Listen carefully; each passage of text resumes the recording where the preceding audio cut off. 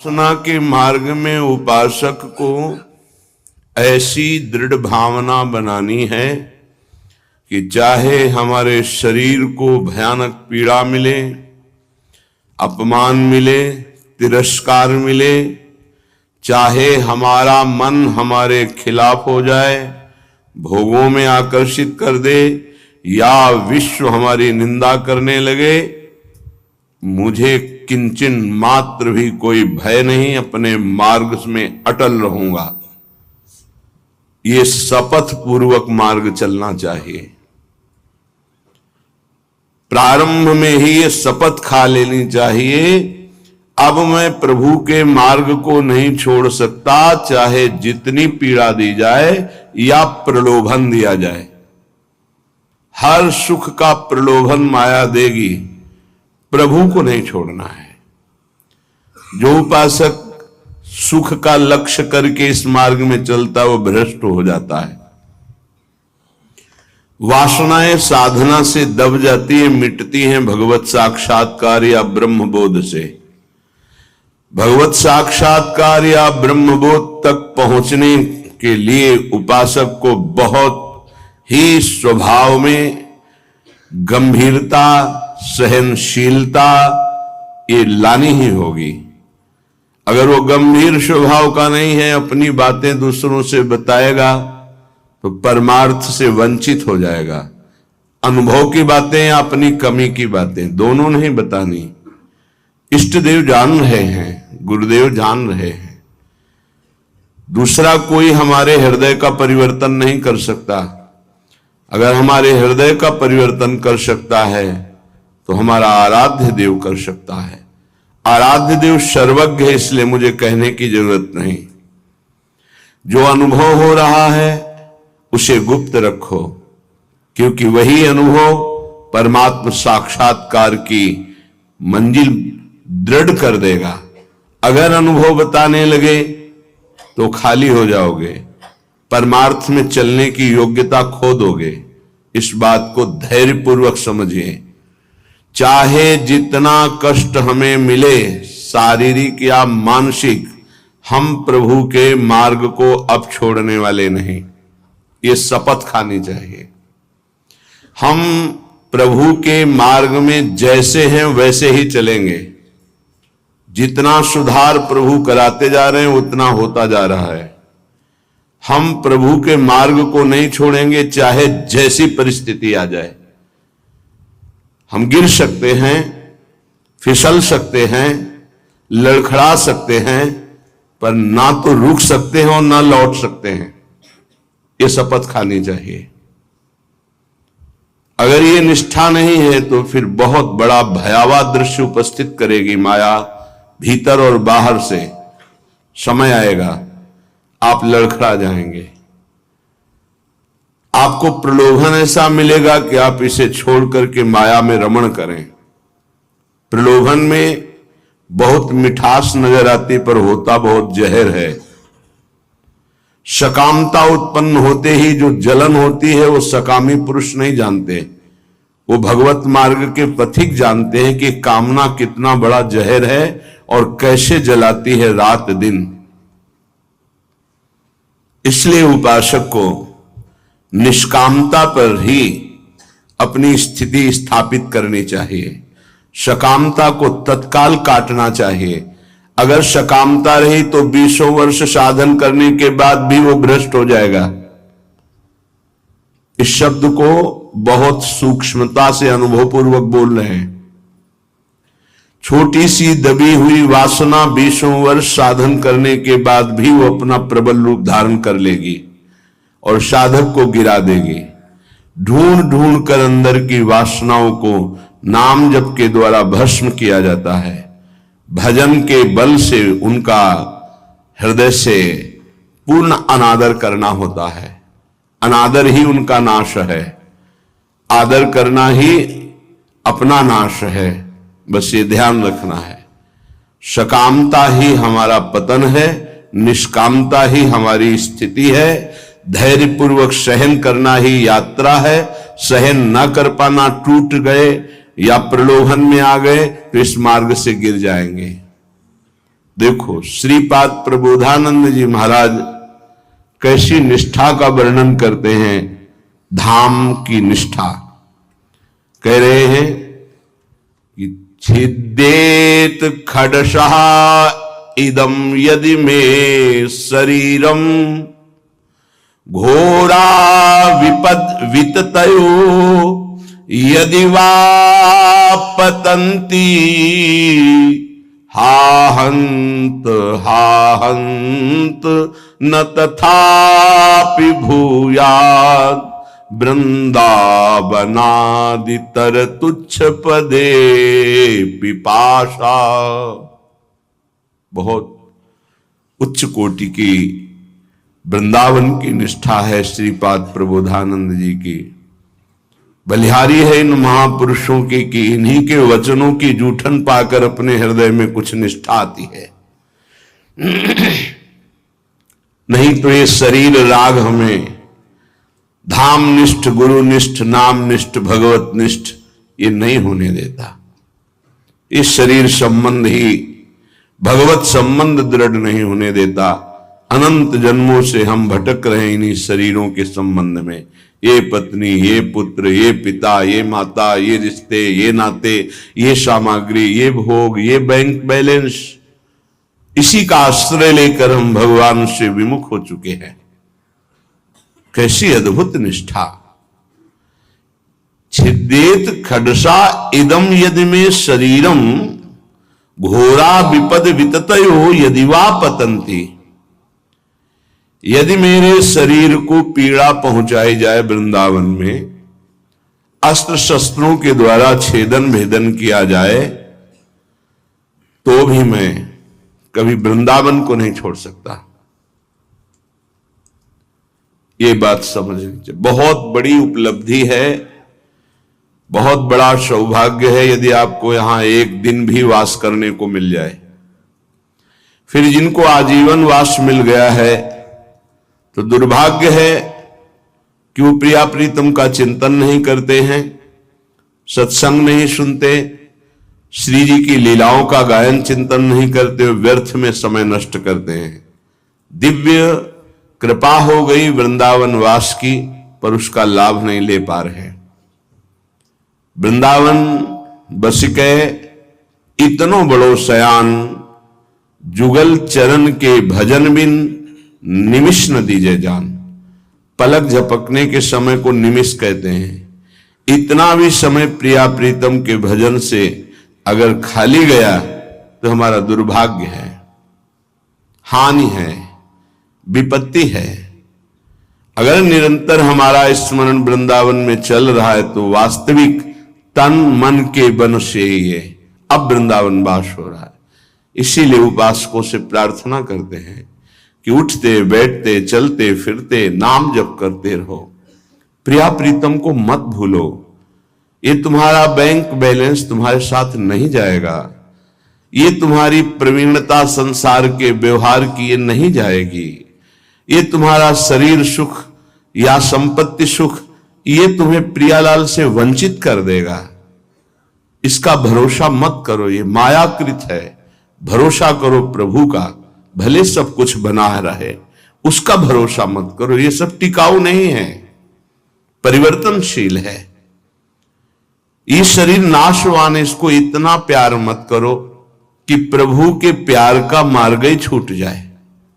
कैसा मंद बुद्धि हो जाती है उपासक की, कैसा विचार हो जाता है कि वो शरीर पोषण के लिए, इंद्रिय भोगों के लिए प्रभु को छोड़ देता है, धाम को छोड़ देता है। ऐसा है, वो धाम को छोड़ देता है, प्रभु को छोड़, एक विषय, एक इंद्रिय मन के साथ मिलकर ऐसी ठगाई की कि प्रभु से विमुख कर दिया, धाम से विमुख कर दिया, गुरु से विमुख कर दिया। तभी कहा शपथ पूर्वक इस मार्ग में चलना चाहिए। हम तो आए नहीं, हमें लाया गया है। यदि लाया गया है तो अब समझ में आया कि मेरे ऊपर कृपा हुई तो मैं शपथ खाता हूं कि अपने प्राण त्याग सकता हूं, लेकिन अपना मार्ग नहीं, पक्का। पर आजकल शपथ भी ऐसे ही खा ली जाती है, उसकी सत्यता, उसका निर्वाह करना बहुत कठिन हो जाता है। प्रतिज्ञा, शपथ इस सब में खवाई जाती है।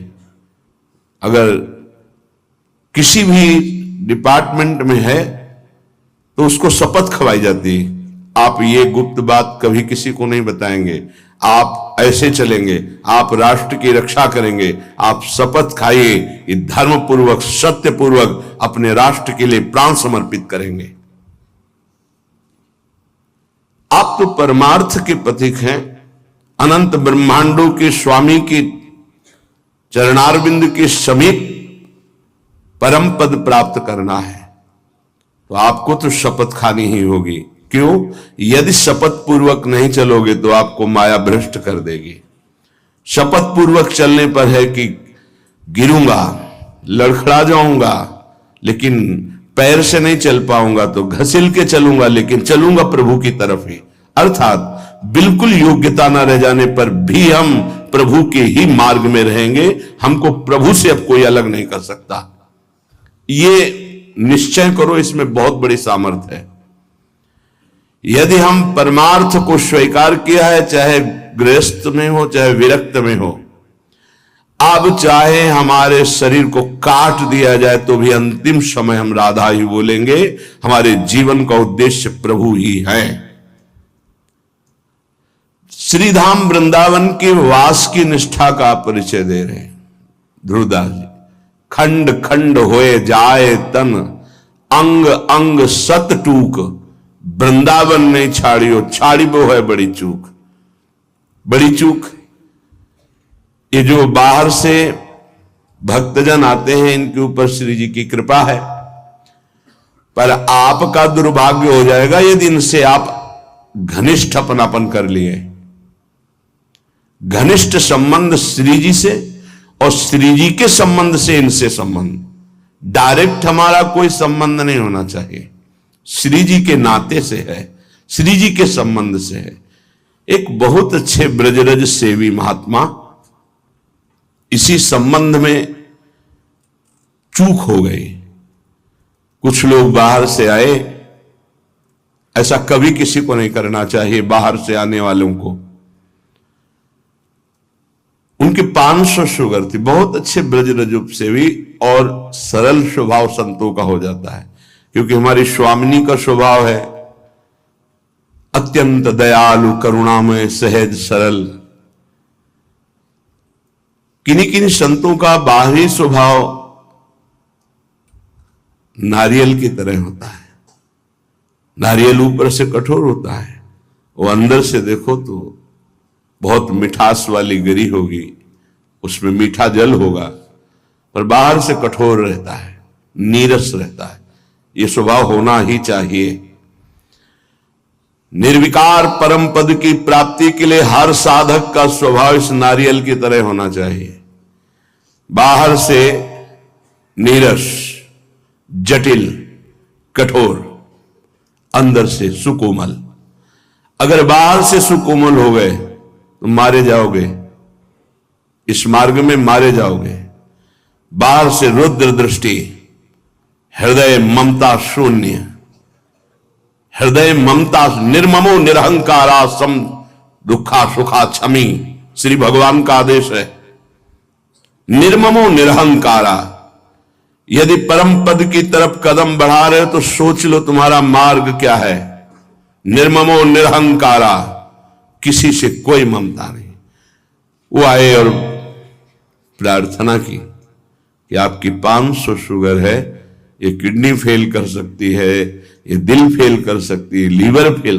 अच्छा, हमारे यहां बहुत डॉक्टर बढ़िया हैं, ले चलते हैं, 10-15 दिन सेवा करेंगे, आप स्वस्थ हो जाएंगे, फिर आ जाइए, दवा बन जाएगी, चलती रहेगी। उन्होंने स्वीकृति दे दी। वो नहीं वापस आए, वही शरीर पूरा हो गया।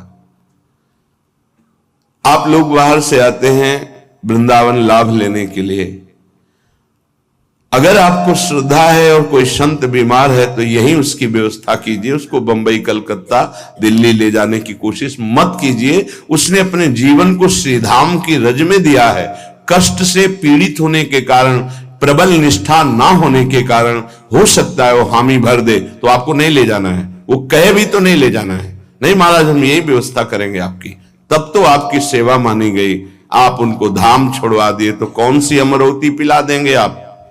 क्या मृत्यु पर विजय आप दिला सकते हैं क्या? श्रीधाम वृंदावन दिला देगा।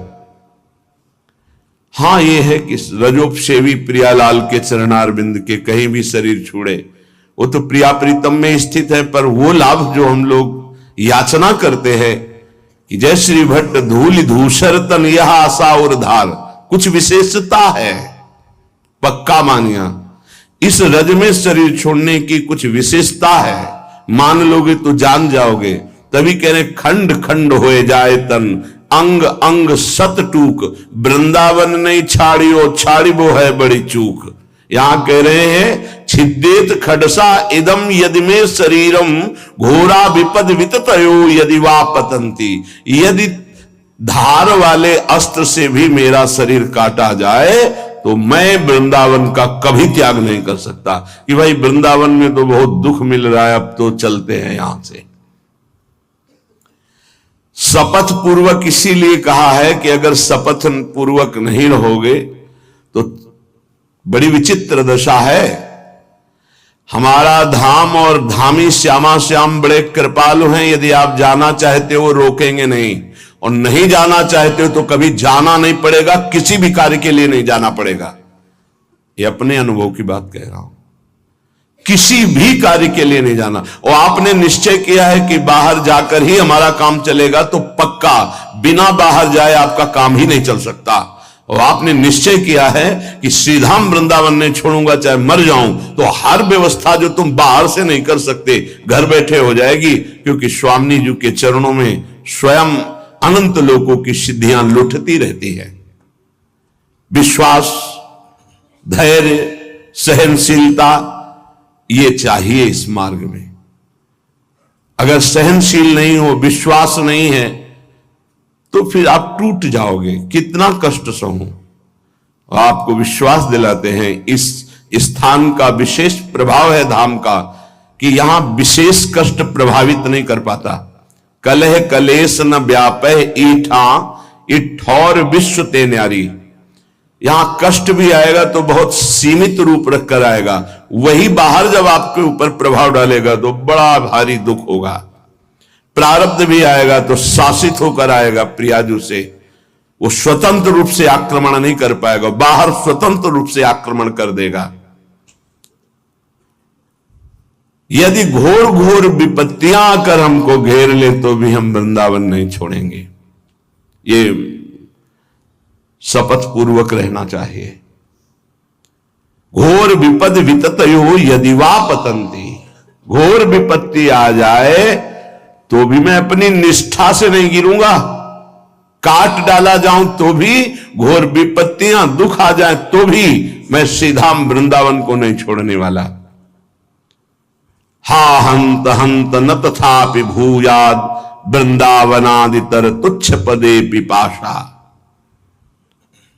हाय हाय, श्रीपाद कह रहे हाय हाय, जो वृंदावन का वास मिला और उसे छोड़ करके किसी भी लाभ के लिए बाहर जाते हैं तो हाय हाय। हरिराम व्यास जी ने एक पद में लिखा है, इतनी बड़ी कृपा हो गई और इसके बाद भी तुम वृंदावन का आश्रय वास का प्रभाव ना जानने के कारण अन्य आश्रय लेते हो, अन्य सहारा लेते हो और यहां छोड़कर जाते हो, तो मानो अपने सर पर पादुका चला रहे हो। अच्छा, स्वयं पतित पत्रकाण्यमृतवत्सुधा भक्षयन् तृषाह मिहिर नंदिनी शुचिपयोंजलि भी पिबन कदा मधुर राधिका रमण रास केली स्थली बिलोक्य रसमग्न धीर दिवसामि वृंदावनम। ये प्रायः तैयारी की जाती है ध्यान रखना।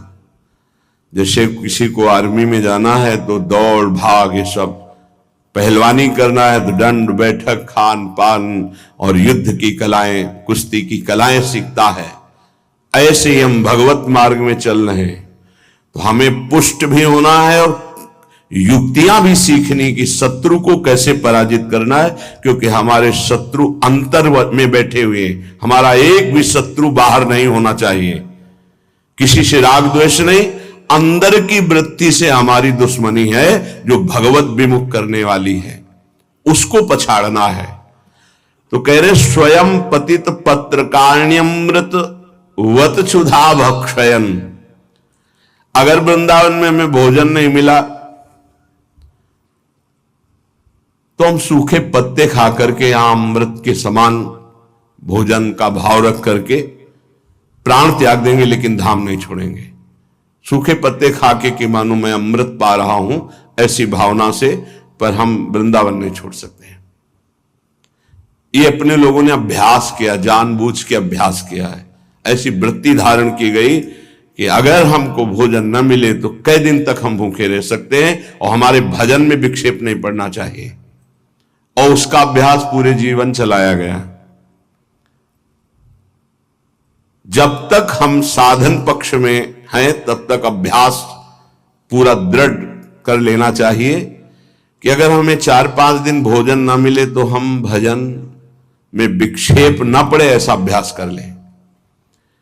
हम एकांत में बैठकर भजन करें, हम समाज में बैठकर भजन करें, हम बाजार में खड़े होकर भजन करें, हम यमुना के किनारे भजन, हमारा भजन का अभ्यास कहीं भी हमें बाधा ना पहुंचा पावे, ऐसा होना चाहिए। हमारी निष्ठा कितनी है, जरा विचार करके देखो कितनी है। तृषा मिहिर नंदिनी सुच पयोंजलि भी पिवन। अगर प्यास लगेगी तो उसे जल से बुझा देंगे। गंगा जल में बड़ी सामर्थ्य रही है। आगे आपका तो हमें पता नहीं, लगभग 25-26 वर्ष हो गए वृंदावन की निष्ठा का जो स्वरूप गुरुदेव और रजरानी की कृपा से आया पालन हो रहा है। आगे श्री जी जाने। गंगा जल के पान करते ही, जैसे मां का दुग्ध पान करते ही बालक को भोजन की आवश्यकता नहीं होती, छोटे बालक को, ऐसे ही गंगा जी दुलार करती थी। गंगा जी में कभी हमें नदी भाव नहीं आया, कभी जल भाव नहीं आया, बस यही लगता था मां और मां का अमृत। अंधेरे पे जाके जब गले से खड़े हो जाते तो कभी कभी मन कहता मगरमच्छ ना आ जाए, तो कहते उसके ऊपर हमारी मां भी विराजमान होंगी। मगरमच्छ सवारी है गंगा मैया की, तू चिंता क्यों करता है? जब गंगा जी है तो तेरे को क्या चिंता? खड़े हुए मंत्र जप कर रहे। निष्ठाएं ऐसे थोड़ी परिपक्व होती है। हर सुविधा प्राप्त हो गई, कभी अपने को कसने की कोशिश नहीं कर रहे तो मन तुमको कस रहा है। आज ये मिल जाता तो अच्छा, तो कभी एकांत में रो करके बोले कि आज श्री जी मिल जाती तो अच्छा, जीवन की यात्रा पूर्ण हो जाती। का आज कहीं श्याम सुंदर मिल जाते, कहीं लाडली लाल मिल जाते, कभी ऐसी आकांक्षा। बड़ा दुख होता है हृदय में कि साधक आकांक्षा विषयों की करता है, वस्तुओं की करता है, वो प्रियालाल की क्यों नहीं करता है? क्या प्रियालाल को तुमने अपना नहीं माना है? क्या जगत के भोग तुम्हारी सुख सामग्री हैं? कैसे तुम साधक हो? कैसे तुम भगवत मार्ग के पथिक हो? कदा मधुर राधिका रमण रास केलस्थली बिलोक के रस मग्न धी रधिवशामि वृंदावनम। मेरी ऐसी वृत्ति कब होगी कि मैं वृंदावन को देख देख कर रोऊंगा कि ये वही स्थान है जहां हमारे प्रिया प्रीतम रह रहे हैं और खेल रहे हैं और मेरे नेत्र देख नहीं पा रहे हैं। कब ऐसा वृंदावन कृपा करेगा कि मैं देख देख करके मगन हूं कि मेरे प्रिया प्रीतम कैसे रास कर रहे, मेरे प्रिया प्रीतम कैसे वन विहार कर रहे, मेरे प्रिया प्रीतम कैसे झूला झूल रहे, मेरे प्रिया प्रीतम कैसे जल विहार कर रहे, नौका विहार कर रहे। साक्षात पुरौ श्री पुरुषोत्तमांघि सेवार सादप्यधिको रसौघः चंदेत वृंदा विपिनेप्य दृष्टे राधा प्रियेत्रोद्धव एव साक्षी। पुरुषोत्तम भगवान वासुदेव देवकी नंदन का निरंतर सानिध्य प्राप्त करके भी जिनको प्रेम का परिचय प्राप्त नहीं हो पाया, और वो जब वृंदावन की रज में आए तो बिना किसी साधन के प्रेम प्राप्त हो गया। इसके साक्षी उद्धव जी हैं। श्रीपाद कह रहे हैं कोई उनको साधन नहीं करना पड़ा, गोपी जनों के दर्शन, संभाषण, चरण धूलि, इसका स्पर्श होते ही प्रेम का प्रादुर्भाव हो गया। क्योंकि तैयार भूमि थी, भूमि तैयार थी, बीज के अंकुरण में देर नहीं लगी। अपने लोगों के ऊपर कृपा है, उसी रज में बैठे हैं, उसी रज में वास करते हैं, पर भूमि तैयार नहीं है। रोज ये सत्संग हो रहा है तो मानो किसान जैसे अपनी खेती को जोत करके उसे तैयार करता है, ऐसे मानो सत्संग आपके हृदय की भूमि को तैयार, ये जो शपथ पूर्वक चलिए, ये भूमि तैयार की जा रही है। लेकिन आप देखिए कहां साधक भूमि तैयार कर पाता है अपने हृदय की।